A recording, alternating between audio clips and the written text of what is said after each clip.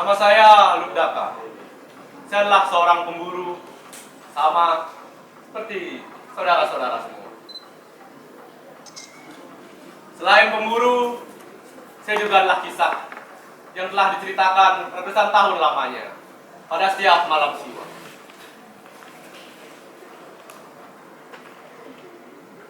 Malam ini kita akan menceritakan kisah saya kembali. Kisah kita semua.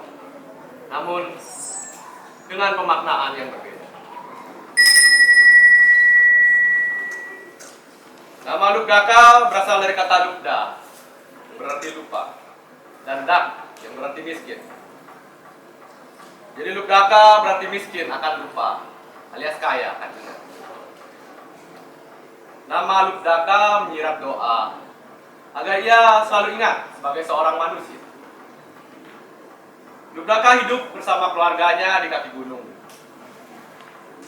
Karenanya ia perlu pandai untuk berburu satwa. Bahkan ia habiskan hidupnya untuk itu. Berburu satwa untuk memenuhi kebutuhan keluarga. Harimau, rusa, babi hutan, semuanya tidak ada yang bisa lepas darinya. Kecuali pada malam. Tepat pada malam Panglong ke-14 atau Purwaning film Sasih Kami. Malam tergelap dalam sepanjang tahun. Ia menemukan makhluk. Ceritanya begini.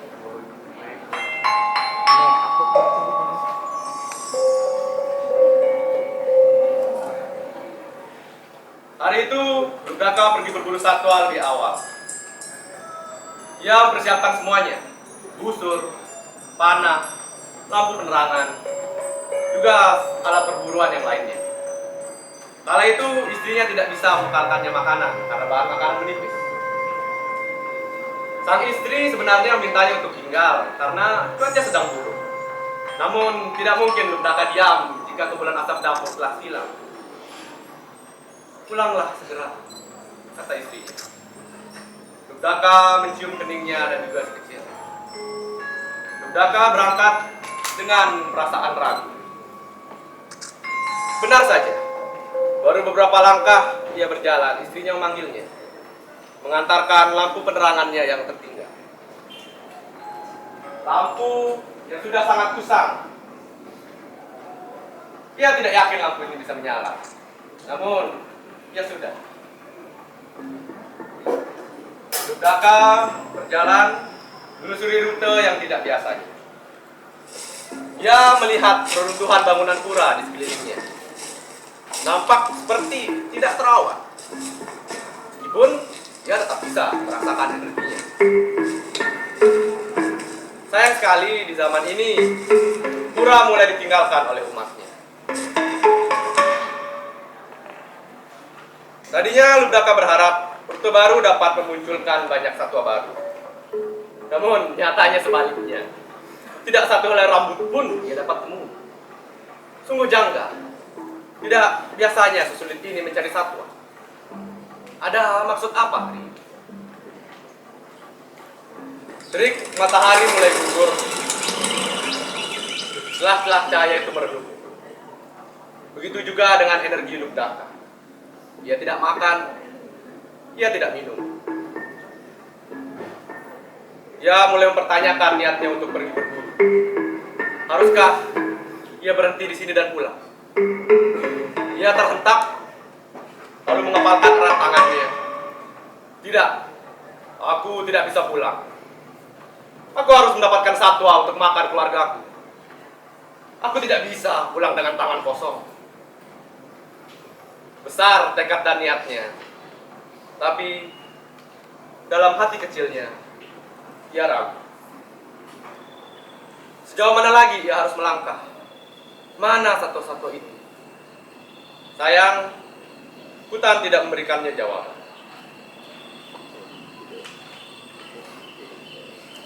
Udah, beraris ngerenggang. Yeni subuh nyaluk wengi. Yeni mulih cadang macan. Ngabuk dewek sinah aduh. Paling lah dinding nginep. Raris gelis. Ipun ngererek kenal sakit berosa. Tadi kala mereka matahari ini sudah tenggelam sepenuhnya. Serangga malam itu mulai berbunyi. Penglihatan Lubdaka memendek. Barangkali tidak sampai 2 meter. Di tengah sulitnya ia menentukan arah. Tiba-tiba angin bertiup begitu kencang. Awan-awan gelap menyelubungi. Lalu rintik air mulai jatuh. 1, 2, 100, 1000, hingga akhirnya ratusan ribu air menghujam hutan itu. Badai, angin kencang, ya Tuhan.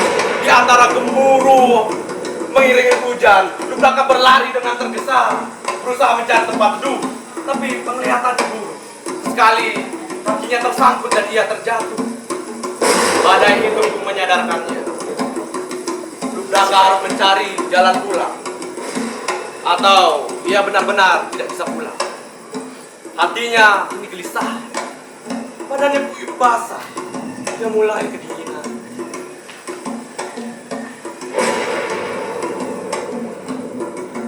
Lubdaka mencoba mengendalikan pikirannya. Dia berusaha menyalakan lampu penerangan yang ia bawa. Namun pompanya rusak, minyaknya tidak mau naik. Dia berusaha menyalakan dengan cara lain. Ayolah.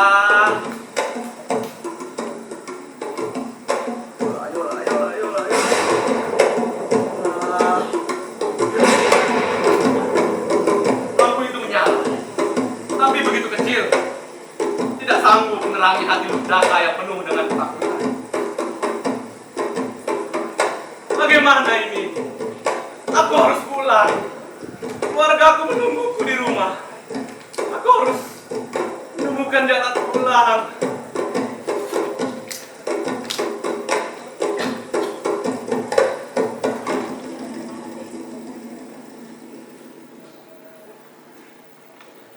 Lagi-lagi hutan tak memberinya jawaban, apalagi ampun. Lubdaka bisa merasakan ada mata-mata yang mengintai di balik pohon-pohon itu. Mata binatang buas. Suaranya begitu besar, besar mengalahkan hatinya yang kecil. Buas mengalahkan pikirannya yang jernih. Lubdaka berlari, panik mencari tempat bersembunyi. Hingga ia tersungkur jatuh. Dia bisa merasakan mata-mata itu dekat. Ia akan mati. Ia akan mati dimakan harimaunya sendiri. Ia akan mati dimakan egonya sendiri.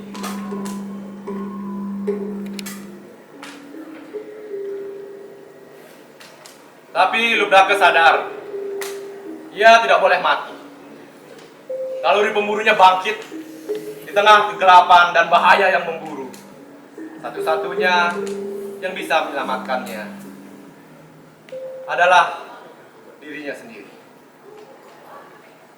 Dengan penglihatannya yang setara buta, ia mencoba untuk meraba-raba sekitarnya. Hingga akhirnya ia menyentuh sebuah pohon yang terasa berbeda.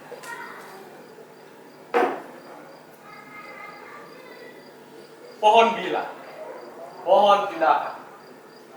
Pohon itu besar dan tinggi. Ranting atasnya pastilah kokoh, pikirnya. Maka ia putuskan untuk memanjat pohon itu agar ia selamat dari harimau-harimau buas.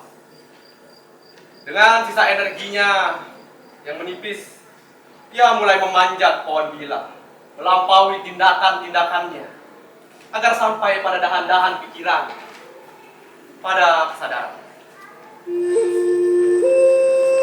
Lubdaka laris menyawis halus. Tumben lacur pesan beli. Kesanja sing mahanawa. petang pusing, paning mulai. Jajah, cadang macam galak. Dhuwur kayu beli ngesil.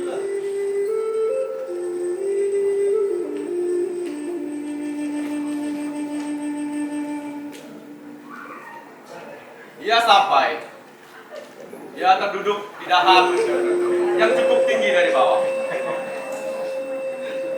Napasnya masih gelisah. Ia coba mengaturnya agar lebih tenang. Dari atas, Lundaka dapat melihat segalanya yang ada di bawah. Ia dapat menyadari harimau-harimaunya. Ia dapat memisahkan perilaku dan pikirannya. Tapi Lundaka belum selesai sampai di situ. Ia mesti terjaga, menjaga. Ia mesti sadar sepenuhnya agar ia tidak terjatuh. Apabila ia jatuh, habislah dia dimakan segala yang buas di bawah sana. Di sekitarnya, ia lihat daun-daun gila yang rimbun. Daun-daun itu besar ukurannya. Agar ia tidak terjatuh, ia terpikir, jika ia petik daun-daun itu satu persatu, dengan penuh kesadaran, maka ia akan terjaga. Mulailah ia memetik.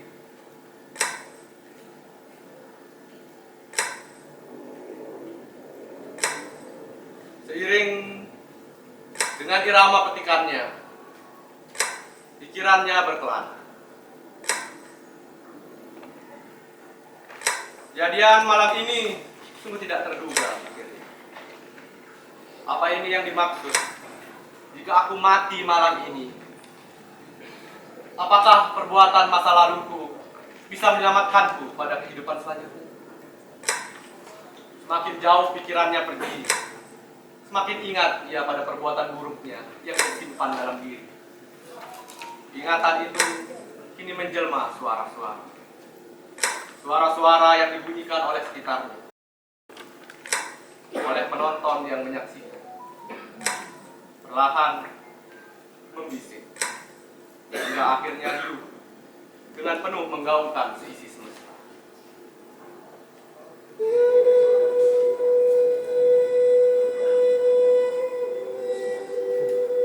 Aku seorang pemburu. Aku membunuh ratusan hewan tak berdosa.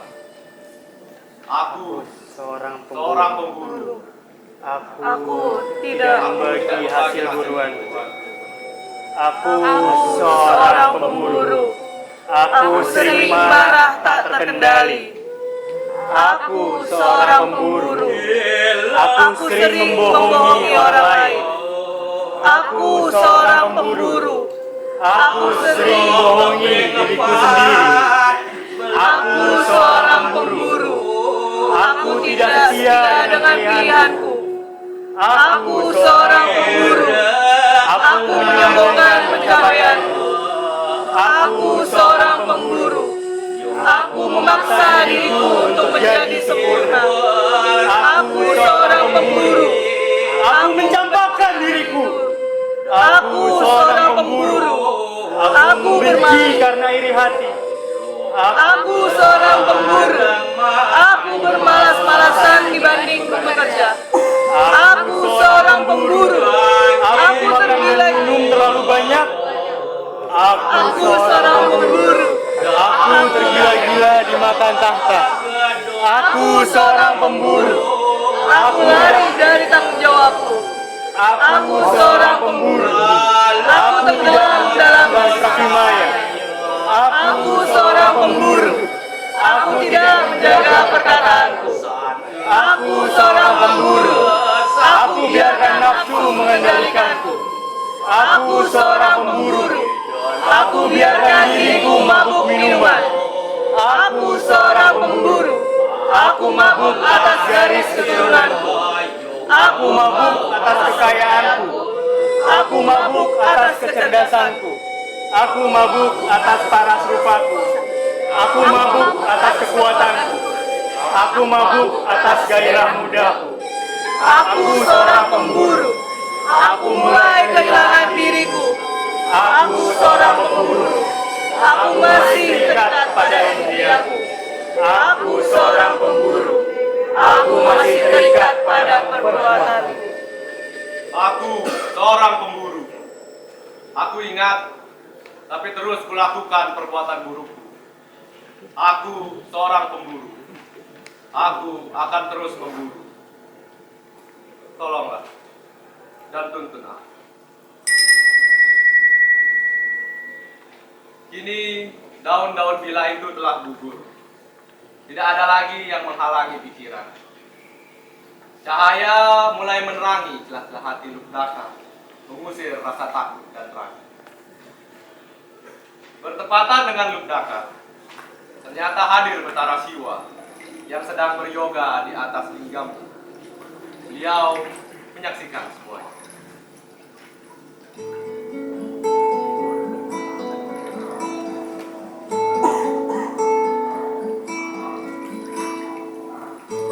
Lugdaka, sang pemburu satwa, engkau telah berjagra, berpuasa, dan berdiam kata selama 1 hari penuh. Engkau juga telah berusaha memisahkan pikiran dan laku. Kemudian menyadari karmamu di masa lalu. Engkau telah berjapa bersamaan dengan aku sedang bermeditasi di atas telaga hingga ini. Ketahuilah, apapun karma yang telah kau lakukan di masa lalu, kamu selalu punya kesempatan untuk memperbaikinya. Di saat ini, di momen ini juga, kamu bisa melangkah baru. Dan aku akan selalu menerimamu, sebagaimana kamu mau menerimamu. Ketahuilah, lanjutkanlah perburuanmu di tengah hutan belantara yang penuh dengan binatang buas ini. Temukanlah satuan baik dalam dirimu. Ingatlah selalu kebaikan, sebagaimana Lugdaka adalah namamu. Langkahlah dengan hati yang terang dan berani.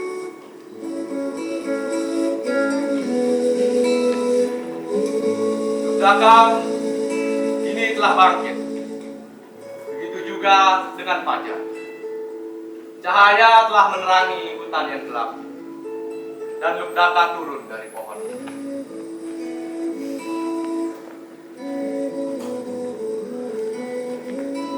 Punike sampun kadung ide Lugdaka.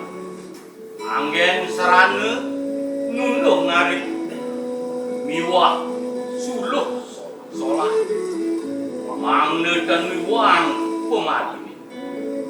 Mogi swece yang kau. Nama saya Lugdaka. Saya adalah seorang pemburu, sama seperti saudara-saudara. Saya akan selalu ingat pada malam ini dan juga malam-malam selanjutnya. Ngiring puputang Sinop antuk Paramasanti. Om Santi, Santi, Santi. Om.